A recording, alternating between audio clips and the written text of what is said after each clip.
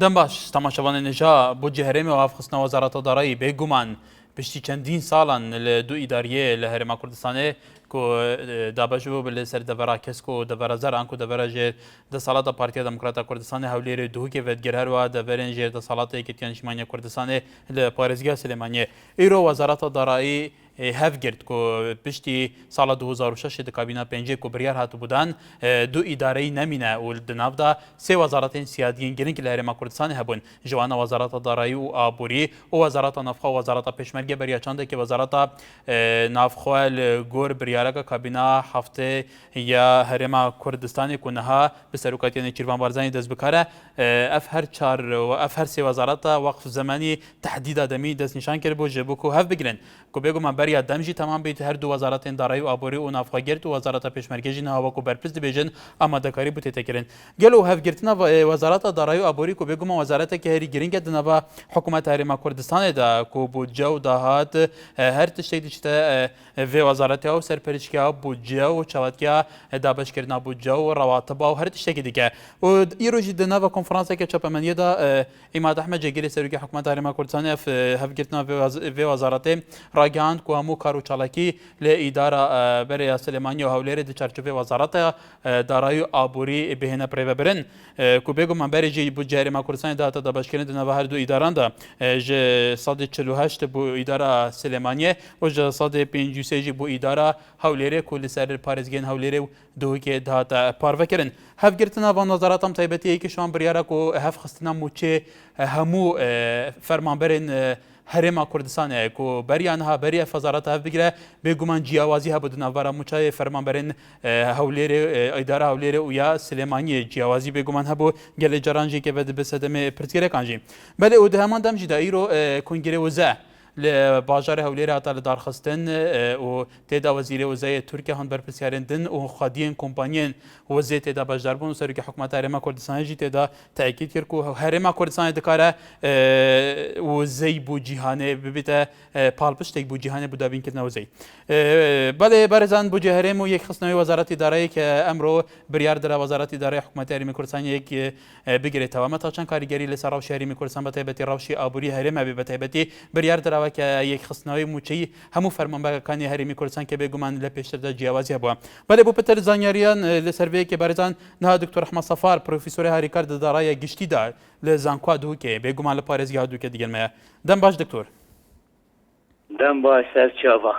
سپاس دکتور هفگرتنا وزارت دارایی که چندین سالانه پشتی شهر نافخو هیانها اف وزارت دو وزارت بون بود هرێما کوردستان تا دا باشکرین لسر دو ایداران دا جیاوازی موچه بو یا فرمانبران لوی اداره لوی اداره گلو هفگرتنا و وزارت باندوریوی دی چه به دیناته بله زور سپاس حقیقت اول کارکی باشه یعنی بنگاوکی برای باشی چه چنکو معقولینه الهرمه که بچی بیت تشریح پارێزگاها کارمند هر باجره که موچه که مختلف یان جدا ورگرن شکودو یعنی عمل زانکوی مدیت زانکوی سلیمانیه مقصال بشکلی که بین هولیره بشکلی که دو که بشکلی که فاول بنگاوه که باشه بوی گرتنا موچا و کد بیجن قاعده اقتصادی عبورت تبجینا نسبت کو ایکش بنمایان قواعد سرکیت بودجه یت میزانیه شيء مهم كار انه اعاده نظر بذكرني السر موجب شكلك عام العراق جول هريما كردستاني چونكو يا ان بينين جوازيه كي زور وهي نابينا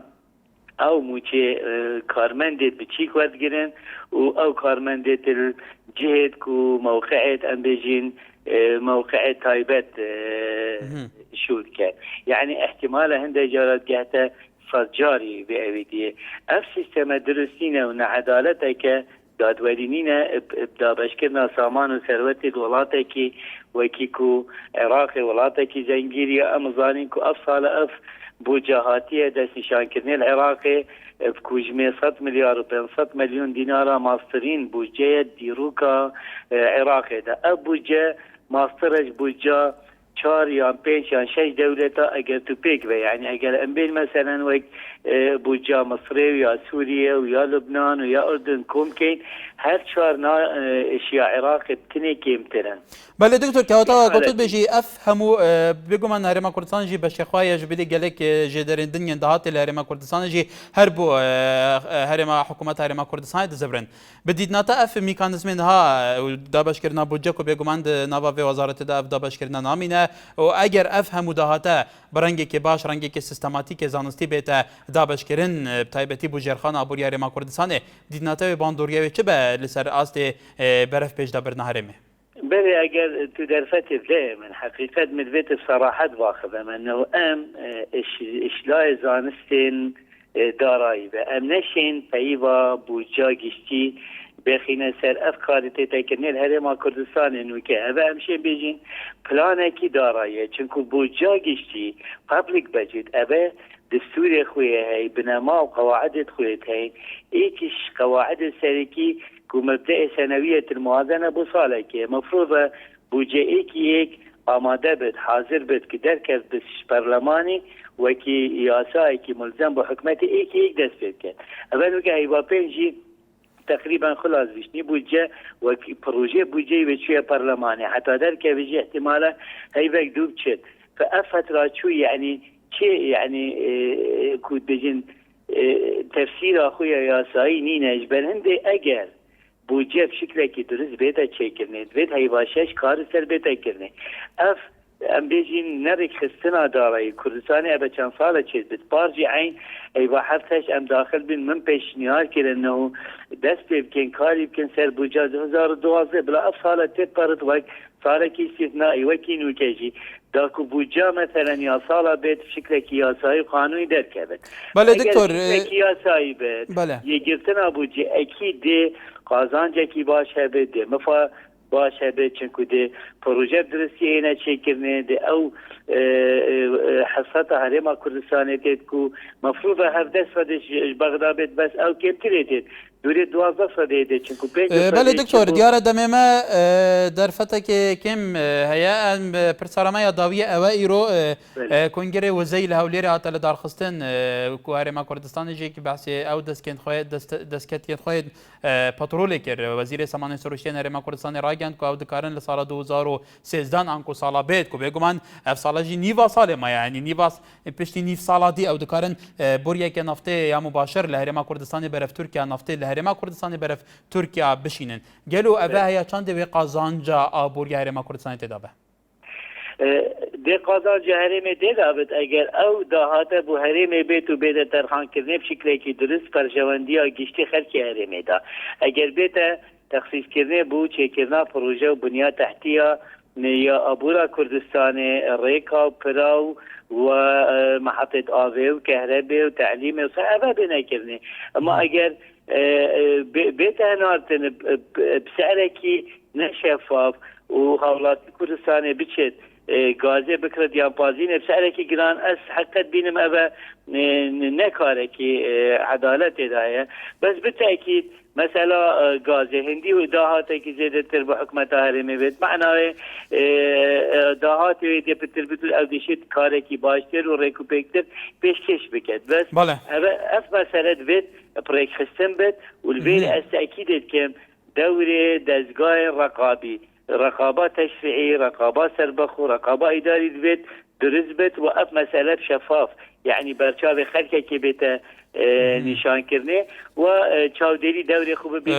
دهاته چنده و چاواتی تخصیص کرنه دکتور احمد صفار پروفیسور هریکارد دارایی گشتی در زانکواد هو که گلی سپاس بزا نیارین تی بار باش بله برزان استاش در خدمتی ورگتنی راو بچنکانی ایوی برزداین لسر یگرتناوی وزارت دارایی و کاریگریکانی بو سر وجاندنو و بوجانوی ابوری حریم کردستان و نمانی دو بودجهی در بشکرینی شیوازی دو بودجهی لکردستان و یک خصنوی موچه لی فرمان بران بله عبدی کوچر دیگل می از بارم لدهو که بله کایک عبدی بله کرم که چاول باشه سرکم برنامه را زور سپاس کایک عبدی که پیچه دنگی تلویزیون خواهی کم که خصمت دامه کرم که باش بەڵێ کەرەمکە بەڵێ بەرنامەوە سەر چییە برا؟ بەردەمەمە سەر وەزارەتە دارایی ئێرۆ یەکگرتیەوە بۆ جارێمە کوردستانی دەبێت یەک سیستەمۆ یەک بەرنامە یەک شێوازێتە دابشکردن بۆ هەموو پارێزگایان هەرێمە کوردستانی و سیستەمێ موچەژی لە هەموو دەڤەران سیستەمێکی خستیە بەڵێ کەرەمکە عرب پرسیارە بد ئەم پێشمەرگەینە هێشتا زیادە خوڕم عیژیدا دایەمە ئەمە چەندە بێژن بێ هەیوا بێت هەیوێ دیسی هەیدی ئەتا وەزارەت بدە چلێ بێت و هێشتا ئەمی ئەوڵاریگەرتن هێشتا خومارم عیژیدا وەرگرتیە بەڵێ کاک عەبدی کوچەر هێویدارین سەرنجاتە گەشت بیت گەلێک سوپاس لیزا لە شاری سلێمانی لیزا خان فەرموو ئێوارە باش کاکەکار باشتر بۆ تۆ بەڵێ کاکەکار لەسەر تۆی بەرنامەکەتان بەڕاستی یەکگرتنەوەی وەزارەتی دارایی بەلای منەوە هەروکو وەزارەتەکان کێکە چۆن بڕیاردەدەن بەڕاستی کە دوو ئیداری نێڵن بەڵام لەو بڕواایە هەتاوەکو حکوومەت ئاوە دژایەتیەک بکەن هەتاوەکو ئاوا یەکخۆر بن وەکوچی حکوومەت آخر یەک حکوومەت هەیە تۆ تی حکومەت دژایەتی بکەن کەواتە بوو بە کۆ نەخێر نەخێر تۆ لە بڕوای یەک حکوومەتە بێ نەخێر من بەدڵنیاییەوە پێتەڵێم هەتاوەکو ئێستا دوو حکوومەت هەیە دوو حکوومەتی سەربەخۆ سلێمانی حکوومەتی یەکێتی یعنی حکوومەت بەدەستێکێتیەوەیە لەو دوو سنووری دێگەڵەشەوە حکوومەتی پارتی فەرمانڕەواییەکە هی ئەوانە ئێستا و کۆی لێ هاتووە سیستەمێک هەبوو پێشتر نازانم پاشایەتی و حکومڕانی پاشایەتی و ئەمانە بەڵام پێم وا بێ هەتاوەکو ئەمانەوە بن پاشایەتی پشتا پشت بۆیان ئەمێنێتەوە وەکو چۆن ئێستا لە کوردستان دەسەڵات پشتا و پشت ئەمێنێتەوە بۆنەوەکان بە دڵنیاییەوە یەکگرتنەوەی چەند وەزارەتێک هیچ کات ئامانچی ئەوەی لێ بەجی ناکرێ کە ڕۆژێک بێت حکوومەت یەک بگرێتەوە بە تاکید ئەڵێم هیچ کاتێک ئەو ڕۆژە هەڵنایەت بەڵێ بەڵێ سپاس بەسەرنجی تۆ کاروان لە دووکێت گەرمە کای کاروان کەرەمکە کای کاروان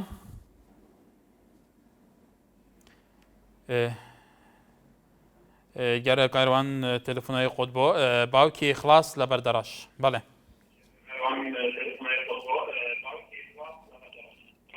هێوارەت باشە کارگیان باشتر بۆ بەڕێستان دەستخۆشی بەردەمە جوارەکەوێکم گوڵین من زۆر سپاس وڵی من حەزەکەم لەسەر تۆی بەرنامەکەتان قسە بکەم بەڵێ بەڕاستی ئەو دوو بورجێک بگرتەوە زۆر پێ خۆشحاڵین دوو بورجەکەی بگرتەوە ماوەیەکی وەرەو کە تاخیرشکیە بە چه شکالێک مانیە مادەمێکی گرتەوە الحەمدولله لەخوا بە زیاد مادەمێکی گرتەوە زۆر پێ خۆشحاڵین ئەو دوو بورجەیە بەڕاستی تایبەت بۆ ئەو خالێشینەهانی حەقاری و فلفل زەواج و زۆر حکومەتەکە دامزێداکۆ هەیە فەقیرە چاوەڕوانی ئەوەیە زەواجی کرد چاوەڕوانی ئەوەیە حکومەتەکە دابنێشێت و بورجەکە بێتە پەرلەمان و داکو فەقیرە ژنی خۆی پێم گۆستەوە ئەم زەواج بکات وەیەش فەقیرە خاری دانەوە حەز دەکرد بەداخەوە بەرحاڵ بەڕێزان لە چارچەوەی یەکگرتنەوەی وەزارەتی دارایی بڕیاردرا کە بودجێ کوردستانیشی یەک بخرێت بە یەک سیستەم دابش بکرێت هەروەها مۆچەی فەرمانبەرانی هەرێمی کوردستان هەر لە زاخەوە تا خانەقین بە تایبەتی ئەو ناوچانەیەکە کە نەژێر دەسەڵاتی حکوومەتی هەرێمی کوردستان بە هەموو شێوەیەک لە هەموو شوێنێکە یەکی سیستەمی موچابێ بەڵێ ئیبراهیم لە هیران کاکی ئیبراهیم فەرموو ئێوارە باش کاگاکە زۆر سپاس دەستخۆشی بەرنامەکەتان لە یەکەم تەورێکی جوانتان هەمژاردووە زۆر سپاس بەڕاستی یەکگرتنەوەی وەزارەتی دارایی شتێکی زۆر زەروری هاتبوو لە کوردستاندا تەبان نەک ئەوڕۆ ئێعلان کراوە دەبا 3-4 ساڵ پێش ئێستا ئێعلان کراوە لەگەڵ یەکگرتنەوەی حکوومەتی هەرێمی کوردستان بەڵام بەهەر کارێکی زۆر باشە هیوادارم ئیستیفادە لێ بکاتن لە هەموو خەڵکی کوردستان ئیستیفادە لێ بکات ئەمە شتێکە لە کار هەرە باشەکانی کابینێ حوتەمکەوە چەند هەفتەیەک پێش ئێستا وەزارەتی ناخۆی یەکی گرتەوە ئێستاش وەزارەتی دارایی ئینشاڵڵا وەزارەتی پێشمەرگەشێک دەگریتەوە ئینشاڵڵا کاری باشتری دەکەن و خزمەتی خەڵک دەکەن چونکە ئەوانە بە دەنجی خەڵکەوە چوونە هێندەر دەبێ بەڵێنەکانیشیان بێن نزیکەوە خزمەتی خەڵک بکەن دووبارە سێبارە دەستخۆشی لە کابینێ حوتەکەم بەڕێز کاگنێسیر و کاگعیمات کەوا توانیان بەڵێنەکانی خۆیان بگەنە سەری هیوادارم ئەو بەڵێنانێکەوە لە هەڵبژاردنیشدا بە خەڵکی کوردستانیاندا و کابینەی شەش نەیتوانێت جێبەجێ بکە ئەوان بتوانن جێبەجێکەن و کاری باشتر پێشکەشی خەڵکی کوردستان بکەن ئەمە جێگای زۆر خۆشحاڵێ بۆ سەردەم خەڵکی کوردستان هیوادارم وا بێت و دەستخۆشتان لێ یەکەم بەڵێ سپاس نڤار لە سووران بەڵێ ئەم کاتتان باش هەموو کاتێکت زۆر سپاس قوربان دەستخۆشتان لێ دەکەم هیوادارم هەر سەرکەوتو بن بۆ گەیاندنی هەموو بیر و بچوونەکانی ناو حکوومەت بۆ ڕای گشتی ملت بەڵێ بەڕێسەگە لە بیرت بێ ماوەیەک پێش ئێستا لە سەر ئەم بوارە ڕاو بچوونی خەڵکت وەرگرت بەڕاستی لەو کاتەدا منێکێ بووم لە بەشداربووەکان کەوا بە ئومێدەوە بە چاوێکی ڕوونەوە سەیری ئاسووی کوردستانم دەکردکەوە واقعا یەک دەگرنەوە ئەو دوو وەزارەتانەوە لە ئەنجامی ئەمەشدا ئاسایشێکی کردەوە هەروە خۆشبەختانە وەزارەتی داراییشێکی کردەوە ئینشاءالله بە کوێرایی چاوی دوژمنان کوردستان بەرەو پێشەوە ئاسوویەکی ڕۆناکتر لەژێر سایەی سەرۆکی نەتەوەیی ملەتی کورد سەرۆک بارزانانی ئینشاءالله هەمومان بە مافەکانمان دەگەین ئینشاءالله حەز دەکەم ئەوانەی کە ئێستاش تەلەفۆن دەکەن ئاگان لە ئێمەیە بە گەشتبینیەوە بە دڵ و دەروونێکی پاکەوە سەیری ئەو سەرکردەیە بکەن بۆچی هەمیشە بە ڕەش بینیەوە سەیری دەکەن کاکە ئێمە ناتوانین بە تەشیر و بە قسەی ناشرین هەمیشە بە ڕەش بینیەوە سەیری دوا ڕۆژێکی ڕۆناک بکەین پێویستی بە کەسانی دڵسۆز هەیە بۆچی هەر کەسێک لەلای خۆیەوە تەنیا ئامادەیە بە ڕەشبینی و بە تەشیرکردن بە ناوی بەڵێ کاک نوار بەڵێ تەبەن هەر کەسێک ئازادە چاوا سەرنجەخوانیشام دە ڕەشبین بە یان گەشتبین بە و تایبەت بە هەر کەسێکە بەڵێ سوپاس بە سەرنجاتە کەرەیم لە هەولێرەوە کاک کەریم فەرموو ئەلو ئێوارە باش باشتر بۆ تۆ وەڵای داواکاریەکم لە تۆ هەیە بەڵێ داواکاریەکم لە تۆ هەیە برای بەڕێز فەرموو هیوادارم ئەوانەی لە سەرخەتن زۆر قسە نەکەن ئەوەکانی تر زۆر دەمێننەوە لە سەرخەت ئێمە هیوادارین سەرنجی تۆ گەشت بە هەر کەسێک پەیوەندی بکە ئەگەر بە کوردی سەرنجی خۆی دەربڕێ بۆی ئەوانی تریش بەشیان نابێ بەڵێ بەڕێز داواکاریکم لە حکومەت هەیە ئەوە دوو مانگە معاشی پێشمەرگەی ناکرد پێشمەرگەی وەزارەت تەقاوت خانەمیش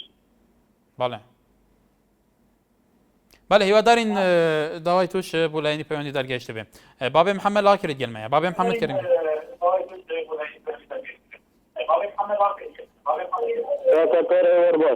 باشتر بۆ تایەکە دەنگی تەلەڤیزیۆن خۆی کێم بکەی باشتر داگۆداریاتە بکەم کەرم کە پرسیارە خۆ بێژە کەرم کە ولا بسيارة مسا بوجه تقريبا تجي شاش حاج موجة بوجه ما نهاية أبا نيزي هاش نهاية بوجه نهاية بالي ما خوني تجري على شاش حاج دندور هيتنا ما أمي زنجي تشتن لا دندور واحدة مرابين خدي يعني تأثير هبو يابانية أعرف خدا شاش حتى يوم تجري وما تشخر الدايني ما أمي زنجي تشتن بەڵێ هێژیان بەڵێ سوپاس بابێ محەممەد بێژە دەمەکەمە خانی خۆچی کردیا و لێ سلفەنات کە بێگومان بەرێزان ئەبێژەیەکیش کاریگەریان خراپێن پاشکەتنا پەسەندکردنا بۆ جارێمە کوردستانە و پێویست بووم مەهادە بێتە پەسەندکردن لێ مەهادا ساڵەبووری لێ ئەڤە نێزیکی مەهاشەش یا vê ساڵێ دەبین کۆ بێگومان نێزی هەشت مەها دەرباز بەهێشتا بوو جەناتکە پەسەندکردن و بێگومان تەسیریژێکی لەسەر ژیان و بژێویە خەڵکەیە بابێ محەممەد دیسان لە هەولێرەوە بەڵێ بەڵێ فەرموو تکایە بەرەزان هەر کەسێک پەیوەندی بکای کە دەنگی تەلەڤیزیۆنەکەی خۆی کسکە بە تەلەفۆن جێ لە ئێمە بێ بۆی باشتر بتوانین خزمەتی بکەن لە ڕووی تەکنیکەوە هیچ کێشەی دروست نەبێ باوێکی محەممەدەکە تەلەڤیزیۆنەکەت کەسکی فەرموو لە خزمەتدا باوکی محەممەد گێرە لەسەر هێل نەماوە عەزیز لە چەمچەماڵ کاک عەزیز فەرموو باشتر سەیرجان وەڵای من ڕێیەکمە من ڕێزمێ بۆ خەڵک ئەڵێ ئینسان با کە ڕخنەی بنیادنەر بگرێ نەک ڕخنەی وێران کرد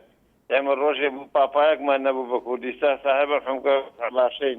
خەڵک لە باشی خۆیان ڕخناگرێ با ئێمە ڕخنە بگرین لەسەر شتی خراپ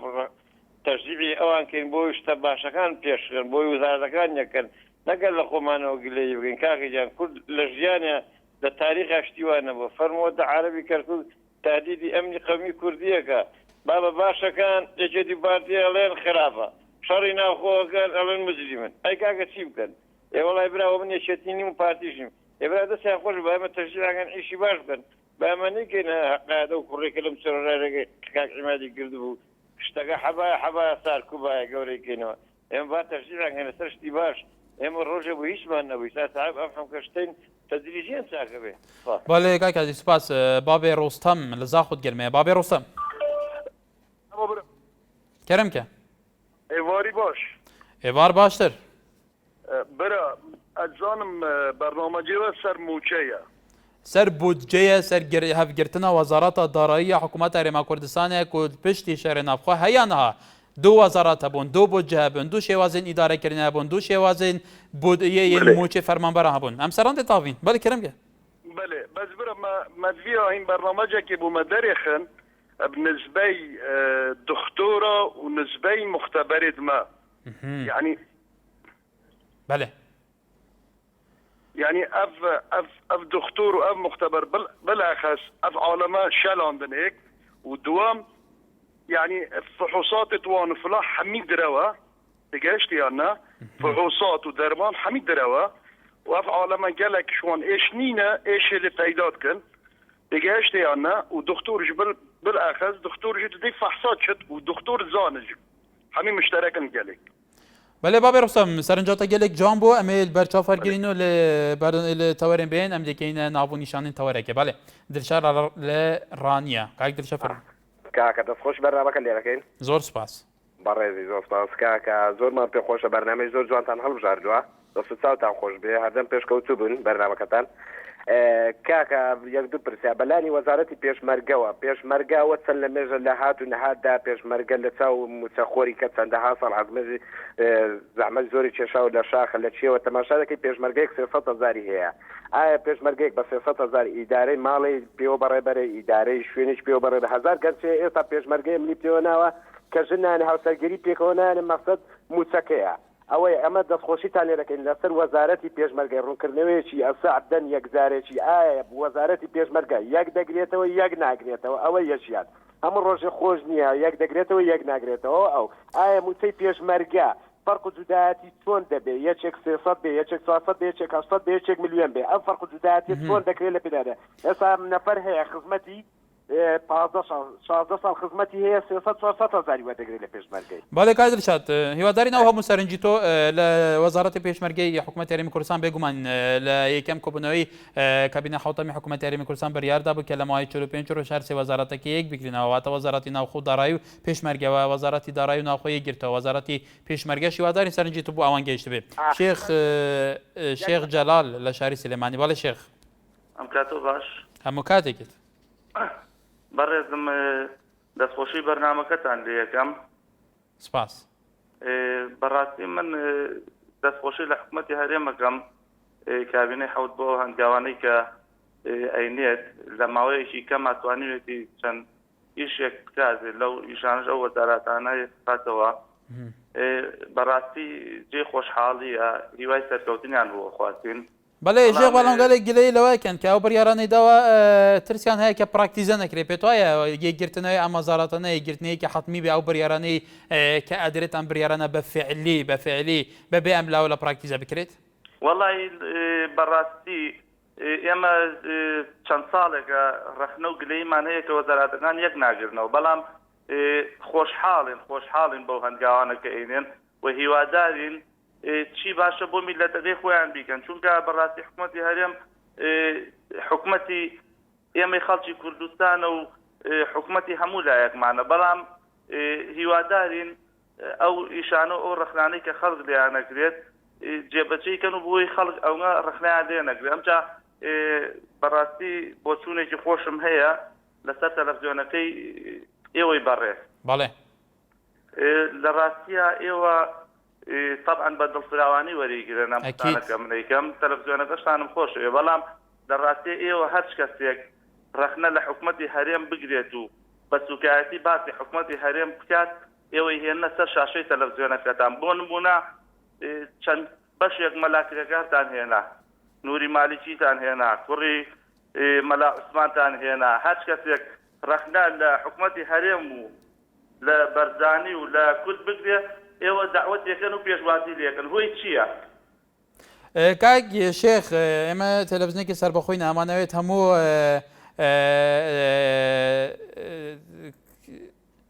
ناڕین و بچوونە جیاوازەکان ئێمە پەخش بکەین بێگومان ئەوڵانی تاالێ لایەنە بەرپرسەکانی شێمە زۆرترین ئەوان دێنین زۆرترین بەرنمەکانمان بە تایبەتی چاوپێککەوتنەکانمان هەمووی ئەوانن لێکداناوی هەوا زۆرترین و ئێمەش پێمان باشە گەلێک جار داواکەین لێرەشەوە تاکیدەکەینەوە داواکەین گەلێک جار بەرپرسەکانی حکوومەت سەرروکی حکوومەت سەرروکی هەرێمی کوردستان سەرۆک کۆمار هەمویان ئێمە ئامادەین هەر کاتێکیانەوەی بچین دیداریان لەگەل بکە حتا گەلێک جار داوامان کردەوە لەڕێ ئەم بەرنەمەوە جارێکی دیکە داواکەین کەوان فرسە بە ئێمەش بدەین ئێمە بچین دیداریان لەگەل بکەین بۆیە بۆ ڕای گشتی دیداریان بەخش بکەین هیوادارین دەرگایەوە ئەوان کراوە بێ بۆ ئێمە وەکو چۆن لەگەل ئەوانی دیکە ئەوانیش بەسەرنجی خۆی بازادی نیشاندا بەڵێ ڕێستم ئێمە تەلەڤیزیۆنەکەی ئێوەمان خۆش لە ڕاستیە ئێمە سوپاسەکەین بۆ ئێمەش ئەمانەوێت سەرکەوتوو بێت تەلەڤیزیۆنەکەتان بەس ئەگەر ئاوا ئیش بکەن لە ڕاستیە ئەگەر بۆ شێوازە ئیش بکەن ئەوەی کە ڕەخنەیەک دێ بێنە سەر شاشەی تەلەڤیزیۆن و مقابلەی بکەن و نەچن پەیوەندی بەلایەنە پەیوەندیدارەکان و بکەن و ئەوانش بانگێشکەن و بزانن ئەوان یعنی بەڕاستی سەرۆکی هەرێم مووقیفی زۆر جوانە من نازانم خەڵکی کوردستان خاصەتەن خەڵکی سلێمانی بۆچی شێخ سوپاس پەیوەندیەکەت هیوادارین ئەوە داوای تو نییە داوای گەلێکی دیکە هیوادارین لەم بەرنامەیە کە بەڕێ سەرۆکی هەرێمی کوردستان سەرنجی تو بینی بێ ئێمەش داوامان کردووە کە دیدار لەگەل بکەین لەسەر ڕەوشی ئێستا عێراق ئێمە هیوادارین سەرنجی توی بینەر و نامەی ئێمە شەکۆێنارتی گەشت بێ بۆ سەرۆکی هەرێم و لایەنە پەیوەندیدارەکان بۆەوەی خەڵک ئەوێ لە ڕێ ئەم شاشەکە بێگومان شاشی خەڵکی ئەمە بێن بەرپرسەکان قسەی خۆیان هەبێ لەسەر ڕەوشی هەرێم ئێمە هیواداری سەرنجی تو گەشتی بێ بۆ ئەو لایەنە عەبدوڵڵا لە هەولێرەوە کاک عەبدوڵڵا فەرموو سێوارەتان باشتر بۆ بەڕێستان دەستخۆشی بەرنامەتان دەکەم هیوادارم سەرکەوتوو بن گەلێک سوپاس سەبارەت بە یەکگرتنەوەی هەردوو وەزارەتی دارایی بەڕاستی شتێکی زۆر باشە بەلای منەوە هیوادارم حکوومەتی هەرێمی کوردستان سەرکەوتوو بێ بەڵێ یەکەم جار کە تەمەشا دەکەی یعنی جیاوازی لە موچەی فەرمانبەران ئێمە کە چەند ساڵ لەموو فەرمانبەرین تەمەشا دەکەی 600,000 دینارە 400,000 دینارە موچەی فەرمانبەران یعنی کە وەزارەتانە بگرنەوە دوایی یاسایەک دەرچێ بچێتە پەرلەمان خستنی موچەی فەرمانبەران دەست پێ بکاتەوە ئەوانەی پلە 9 پلە 2 پلە 8 بەڕاستی موچەکانیان کەمە حکوومەت چایەک بەو موچانەدا بەخشێتەوە هیوادارم سەرکەوتوو بن بەشکم ئەو موچانی موچەی فەرمانبەران کە پێیان بکرێت لە ساڵی 2012 زیاد بکەن پێشنیارێکیم هەیە لە بەڕێستان ئەوانی کەوادێنە سەرخەت یعنی ئەوەندە مەجالە هەبی قسە بکەن و قسەکان بە کورتی و بە کرمازیبی باشترە نەکڕی یعنی خەتەکە بە تەواوی بکردن خەڵکی ئیشی یعنی قسەی هەیە لە بەرنامە تەلەفۆن دەکات لە بۆ بەرنامەکەدا هیوادارم سەرکەوتوو بن و خواحافیز بەڵێ سپاس بەڕێزان ئەوە سەرنجی کاک عەبدوڵڵا بۆ سەرنجی گەلێک بینەری تبای کرد بە کورتی سەرنجی خۆتان نیشان دە بۆیە هەمووتان مافی بەشداریتان هەبێ لە بەرنامەکەدا بەڵێ دوای ناوبەرێکی کورد پشتی هینگیان دێ پەڕابێ دووبارە سەڵاف هێجانە لەسەر تۆرێ کومەڵاتی پێجێن ئارتی دەرباس هەولێر ئەنووسێ من بەکارێکی باشی دەزانم چونکە ئەگەر ئەو وەزارەتانەیە بگرێنەوە و دوو ئیدارەی نەمێنێت ئەوە نزیکە بینەوە لە ڕایگەانی سەربەخۆی کوردستان بەلە هەروەها ئاکار کوردی ئاڵێ بەبوچوونی منیەگرتنەوەی وەزارەتی دارایی تەنها شتێکی ڕەمزیە ئەگەر بە پێی سەرچاوەکان بێت لە سەدا 90 داهات یارێم نەچێتە خەزینەی حکوومەتەوە ئەی چون وەزارەت لێک دەخرێ هەروەها نازە عەلی ئاڵێ من زۆرم پێگوناحەکە ئێوە دەڵێن بۆ جێهێرێن باشترە بڵێن بۆ جێیەکێتی پارتی وەکو خۆی ئاڵێ هەروەها دیاک و کەمالیش ئاڵێ تکایە دوای خستنی وەزارەتی دارایی سەڵت موچە دەدرێت بە فەرمانبەرانەکۆ هەروەها کاردۆ محەممەد ئەڵێ کارێکی باشە یەکگرتنەوەیان چونکە ڕێگای 1000 میل بە هەنگاوێک دەست پێکە هەروەها مەهدی سەدیقیش ئەڵێ بودجێ هەرێمی کوردستان مەتەڵێکە باوکی ئادەم سمێتیش سەری لێ دەرناکە بەڵێ لەسەر هەمان ڕەوش بەڕێزان یەکگرتنەوەی وەزارەتی دارایی و بودجێ هەرێمی کوردستان و یەکخستنەوەی موچەی فەرمانبەران و بۆژانەوەی ژێرخانی ئابووری هەرێمی کوردستان و ئەمەمانە بێگومان کاکێ من لە شاری سلێمانی کاکێ من فەرموو کاکام کاتتان باشێ مستراویتان نەگەرە لە سلێمانیەوە سەرچاوم کاکێ من فەرموو بەڵێ بەڕێزان ئێمە بەڕاستی دەستخۆشێکی گەرم لە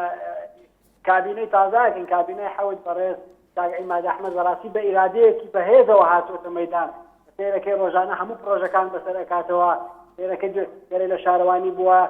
دووبانی لە شوێنێکی ترە سێبانی لە شوێنێکی ترە بەڕاستی ئەمە چۆن وەکو سەکردەیەکی مەیدانی پێ ئەڵێن کە تۆ تەمان وەکو جێگیری سەرۆکی حکوومەتکانی تەمان وەکو زەمکردنێکش بڵێ بەسەر سەرۆکی حکوومەتەوە کە چۆن ئەڵێ وەکو هەموو پرۆژەکان بەسەر ئەکاتەوە ڕۆژانە لێ ئێمە چۆن ئەمە هینە کە ئێمە کە رەخنا ئەگرێ خەڵک یانە ڕستمەوەیە وەختی بوجە پەسەندکردنە بڵێ با ئەمە ڕخنەکان وابین کە بڵێ لەبینی معارضە و بڵێ دەسەڵاتە با زۆرە لە هێوربوونەوەی دروست بکەین بۆی بۆیان هەم کێشەمان بۆ دروست نەبێ هەم بوجەکە بە شێوەیەکی ڕێک و بێک پەسەند بکرێ و ئەم خەڵکی کوردستانی استفادەی لێ بکات من ئەرەوە ناڵم. بەڵێ سپاس بە سەرنجی تۆ ڕزگار لە ڕانیە کاک ڕزگار فەرموو. دەستخۆشی و بەرنامەیەتان لێ دەکەم. زۆر سپاس. سەبارەت بە یەکگرتنەوەی وەزارەتی دارایی ئەمەش ڕەنگە کۆمەڵێک دەستکەوتی بۆ خەڵکی کوردستان هەبێ بێگومان ئەگە ئەم کارە پێشترکرا بە ڕەنگە خەڵکی کوردستان بە تایبەتی موچی فەرمانبەران و مۆزۆفی مامۆستا ڕەنگە شتمەند بن زیاتر بۆ من مۆزۆفم جیاوازێکی زۆر هەیە لە نێوان موچەی هەولێر و سلێمانیدا. جا من لێردا قسە مەسەرە ئایا یەکگرتنەوەی وەزارەتی دارایی گۆڕانکاری بەسەر موچەی فەرمانبەران نادێ؟ بێگومان ئێستا من موچەیەکم هەیە بە بەشی ژیانەکەم ناکەم من موچەیەکم دەوێت ئێستا حالێ من گەنجێکم تەخەڕوجم کردووە تا هەم بوومە لەو حکوومەتەیدا من موچەم زیاد بکرێت نەک ئێستا من موچەیەکم هەیە کە پیر بووم موچی زیاترم بۆ چییە؟ ئێستام پێویستم بۆ موچە زۆرەیە. بەڵێ کاکی ڕزگار سەرنجی تۆ شیوادارم گەشت بێت نانا رێستۆران. بەڵێ بەڵێ فەرموو. باشی کارتێکار زۆر سپاس. دەستخۆشیە دەکەم بۆ بەرنامەتە. سپاس. بابەتێکی زۆرە جەنە دەستخۆش. سپاس. ئەس وەک دانیش یعنی وەک کوردستانێکی ئەس دەستخۆشی سەرۆکی بکەم ڕاستی بۆ هەر ئەنێ ڕاستی زۆر تشتێ باش دەکەم. زۆر یعنی هەرچەندە قەسێت ئەستەم پەیوەندی بابەت یعنی ئەس بێژم بەستا یعنی بابەتێت هەنگۆ ژیانی هەموو سەر نزانم ڕەخنە پشتم بەس ئەس بێژم ئەگەر زیاتر هەنگ تشتێت باشتر لێدەم باشترە بۆ هەنگۆ چونکی سەرۆک چ تشتێ خراپبێژی کوردان ناکرد. بەڵێ ناناز بێژم تۆ باش پەیامەمە و باش لە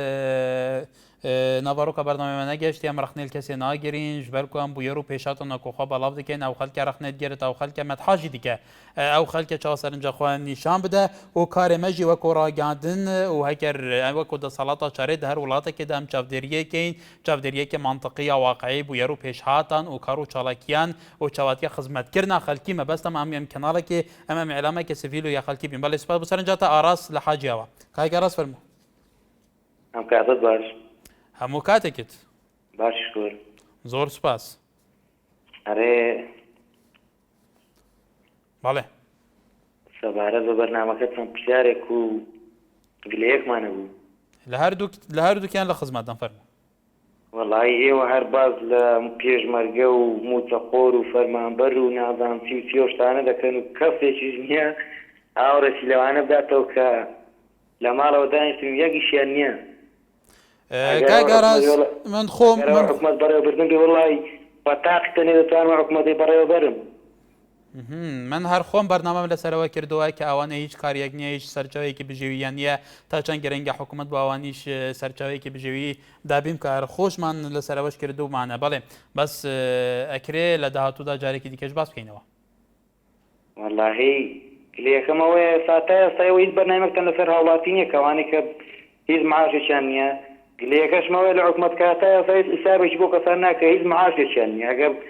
کابرا کرێتی بیان کابراوە بێت ڕۆژانە بسە بازاری 20,000 پەیداکە کرێخان و کارەبا و مۆلی دە و ئاو نازام چینان و ئەنواش لێ پێ ئەوە کێژیانە قەسەم بەخوای بە تاکتەنێ ئەو حکومەتی بەڕێخە دەبێت بەڵێ کاکیاراس سپاس بۆ سەرنجیدار چۆنی بێ سەرنجی توش لە بەرچاوی گین بەڕێزان ئەوانەیە کە هیچ سەرچاوەیەکی ژیانە نیاوانێک کرێکاریەکەن لە تەمە چنە ناو تەمەنان خوا نەخواستە تووشی ڕووداوێکە بن لە سەرکار هیچ مەصدەرێکی ڕەسمی داهاتیان نییە تا چەند گرنگە حکوومەت بۆ ئامانەش بژێوی ژیان دابین کە لە بەراوا منش کەسن خەڵکن ئینسانن پێویستیان بە پێداویستی ڕۆژانەی ژیان هەیە بڵێ خەبات لە شاری سلێمانی کاک خەبات فەرموو کاتە باش بەڕێزم هەموو کاتێکت باسی تەوەرەکەتانەکەم دیارە تەوەرەکەتان لە بواری دارایی سوودمەند دەبێت بۆ هەرێمی کوردستان بەڵام بەڕێزان یەکگرتنەوەی وەزارەتی دارایی کارێکی ڕاستەوخۆی نابێت بە بژێوی خەڵکی ئەوانێ چونکە ئێستا سیستەمی موچە لە هەرێمی کوردستانە وایە بۆ کارمەندانی خوارەوە مەمرە و مەژیە بۆیە ئەبێ پلە تایبەتەکان سیستەمی موچەوا داڕێژ دێک کە توانای بژێوی هەبێ خەڵک پێویستی بەوە نەبێت لە دوای کارێکی تر بکە. کاک خەبەت ئەمە یەکێک بوو لە پرسیارەکانی NRT ئەمڕۆ بۆ عیماد ئەحمەد جێگیری سەرۆکی حکوومەتی هەرێمی کوردستان لە کاتی گرتنەوە ڕاگەاندنی یەکگرتنەوەی وەزارەتی دارایی کە بۆچی هەندێک لە فەرمانبەرەهان بە تایبەتی کارگوزارەکان لە فەرمانگەکانی حکوومەتی هەرێمی کوردستان شوفێرەکان موچیان 250,000 تا 300,000 خاوەن عایلەنە و کرێکیشن بوو مەعاشیەوان بەرزان بێت لە کاتێکە موازف هەیە مەعاشیان بە تا 7-8 تا چەند ملیۆن دینار ئەڕوە ئەمەش پێویستی بەژیانە ئەمەش پێویستی ژیانە بۆ بە موچەی ئەمان زیاد نەکرێت ئەوانیش وتیان کە حکوومەتی بەغدا گلەی لە ئێمەکە کە ئێمە ناتوانین لەبەر ئەوە ماشێکە زیادیان پێویستە بە سیستەمێکی گشتگیری. بەڵێ کای خەبات تارە لە چەمچەماڵ بەڵێ تارەخان فەرموو ئەم کاتت با برا بە ڕێزەکەم هەموو کاتێکت برا بە ڕێزەکەم بەڵێ برا بە ڕێزەکەم وەڵای سەبارەت بە تەورەکە ناتوانمیت بڵێم بەڵام کێشێک یعنی پێشمەرگەی ئەوەی نازم هین ئەوەی سەرای سوبحانەها قەیناکە ئێمە پێشمەرگە مەعاشی 580 و ئەرەگرنیانە 500 قەینە ئەوانەی سیرە ماڵەوە وەڵڵی واجبەکەیشیان وان نییە یعنی ملیۆن و 200 ئاخر پێ قانونیەت لێکیەوە پەیادێت دەی با پێت بڵێم بەڵێ یعنی قەینا حکومەت خۆی خەڵە خراپەکە بۆ هەمووی وەکێت سێر ناکە وەڵڵی هەڵسێمان هەیە واجب لە مانگێکا 2 ڕۆژ واجبەکە و حاشا عادریکەوتم جوێن بە هەموو کەسێکەدا من لە ڕای خۆمەوە پیاوەکەم دێتەوە هەفتەیە واجبەکەیەتی دێتەوە مناڵ نەخۆش بیان بێت ناتوانێت ئیمزازەی ژوەرگرێ بە ئەمریکاڵی ئەڵێ ساریان نییە 2 سارە هەیە مەستەمڕی خوا لە سلێمانی لە سەی سایە ئاخر چۆن قانونیە لەکوێوەیە آخر بۆ فەقیرۆزە هەتا دوێنێ شەڕی ناوخۆ ئینجا بەتەمان شەڕی عارب آخر ئەمە لەکوێوە آخر حکومەت باسایە بە میلەت بەخشێنێتەوە خۆی وا لە خەڵکەکە. بەڵێ تارەخان لە چەمچەماڵەوە سپاس بۆ سەرنجی تۆش بەڵێ بەهادۆر لە شاری سلێمانی. ئەلو بەڵێ فەرموو مەرحەبا سەرچاوم دەستخۆشی بەرنامەکە دەنێکم بە ڕێزەکەم گەلێک سوپاس وەڵا ئەمە باسێ بوو جۆم بابەتە ناکەم حەزەکەم وەکو هاوڵاتێکی کورد کە لە وڵاتای هاشیم ڕێی خۆم بڵێم ئەکید فەرموو سپاس ئەو بورجە نازانم چەند تریلیۆن دۆلاری و چەند تریلیۆن دیناری و لە فاعافەوە ئەوەی کە هەموو باسەکرێ ئەو هەموو تەنکەوتێک کە توی بینی لە وڵاتاژە دەرەوە ئەو هەموو پارەی کە دەست ئەمانە ئەکەوێ بەقەدەر مەسقاڵە زەڕێک من لێ مستەفید نیم لەبەر ئەوە ئەگە وەزارەت یەک بگرێ و یەک نەگرێ بەنسبەت منی هاوڵاتیەوە کە خاوەنی ئەوە نەبڵێ هەر گەنجێکم وانە سێ مناڵیشم هەیە بەخوا بەنینۆکی خۆم نەبێ دینارێک ناکرد دەستی خۆشم و تەحەداژەکەم عایلە بنە مەڵەگەشمان بەعسیش نەبووین بڵێ پیاوێکی خراوین بەزەوەی چەکداریمان نەکردووە کەسابەتی ماڵی خۆمان بووین و طبقەیەکی فەقیریش بڵێ ون نەبێت طبقە بەشدەکان کە ئیشێکی باشیە بێوانە ئیتر لەبەر ئەوە بەڕاستی بەنسبەت خۆمەوە کوڕەی خۆم بورجە یەک بگرێت یەک نەگرێت هیچ لە مەسەلەکە بۆ من ناگۆڕێ هەر کاتێک ئەم وڵاتی ئێمە وەکو ئەوروپای لێ هاو هەموو کەسێ مەعاشێکی سۆشیال لێ بێگەوەی کە ئیشی نێبێت تاکو پێسە بەیشێکی باش یا خۆ دەگەم مناڵ ئێستا بۆ مناڵی ساوام هەیە مناڵی بچووک سەگە حکومەتی هیچ هاوکارێکت ناکە دایک و باوکێکی پیرم هەیە لە ماڵەوەیە حکومەت هیچ هاوکارێکت ناکە ینی هەموو زەق دەکاتە سەر شانی من ئیتر مەم لای ڕاکەی بەو لای ڕاکەی فریان ناکەوی ناتوانی بەڵێ کاک بەهادار بەڵێ ئەو ڕەوشەی تۆ هەیە بێگومان لەوانە چەندی نمونەی تریش لە هەرێمی کوردستان هەبێ کە ئەوانەی بە تایبەتی بە ساڵاتچوەکانن و بە تایبەتی پێدانی خزمەتگوزاری تەندروستیش هەمووی لەسەر شانی هەر کەسێکی کە نەخۆشیە بێ بەڵێ ئەمین لە سەی سایق کاکەمی فەرموو باش بڵێن باشتر بوو وڵای من هەر هەمان ڕێم هەیە یعنی بەڕازی یەکگرێت و یان نەگرێت و چی لە ژیانی خەڵکی داما و هیچ تەئسیری نییە حیچ مهم نییە ئەمە بەڕازی بانێکن بەگاڵەوە بەهین ئەمە دوای 20 ساڵ تازە لە هۆدێگەیکە ئەمە دوای ئەمە لەسەر ڕسمی ڕێناگەم جا لەسەر پارەشۆن ڕێگەون یعنی بەڕێی من هەر قسەی ئەو برادەرم هەیە ئەی بەڕای تۆ مادەم ئەوانە یەک ناگرێت ئاڵێن دەبێت یەک بگرێ ئەوە یەک بگرێ ئاڵێ من هەر بڕوان پێ نییە ئەی بەڕای تۆ کاوڵەتی کەریمی کوردستان چ میکانزم چ بەدیلێکی تر هەبێت چی بکرێت چی بەس ئاقی چاو ئەگە یەکێتەوە خۆ نایبەخشنەوە بە فەقیر و هەژارە بالێ کاکەمین سەرنجی تۆش هەر گەیشت وەکو جاران ئیشە بەتەنکەر ئێمە هەلواتە بودۆی تەنگەرەکمان بۆ ماوەتەوە و دێوە داهاتی گومریکەکان خۆمان زانی کەزانە مەگە خوا بزانێت چ وڵاتی خەشکراوە و هیچ تەسیر بۆ ژیانی خەڵک مەخۆڵکردنە چاوی خەڵک و داواگەم لە خەڵکە بە دامانە قسە نەکا هی حکوومەتیجی و شتیجی وەڵڵا براهمی گیرفان پڕکردنە و ئەوەی زەرمە بێنە وڵاتە فەقیر و داماوە بالێ سپاس بۆ سەرنجی تۆ بابێ نالین لە ئامێدگێت گەلمەیە بابێ نالین کەرمکە بله کەرمکە وەرە بۆش برە چۆنی بۆچی ئەس باشم سپاسیان بالێ نوکیان باش دۆری تۆ بەشداری و کەرمکە بەغبە نوکە یۆمە وەلو بارۆن بچێتە ناسەر هەندەیە عادیە کەرمکە بس یۆمە ینی نوکە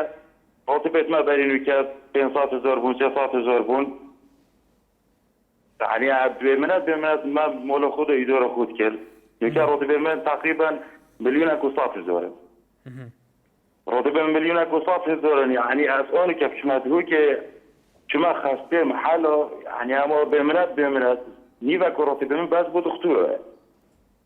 ئەو هێک يعني ئەم هیچ کەنج حکمەتەوە خۆی هەرێمێ يعني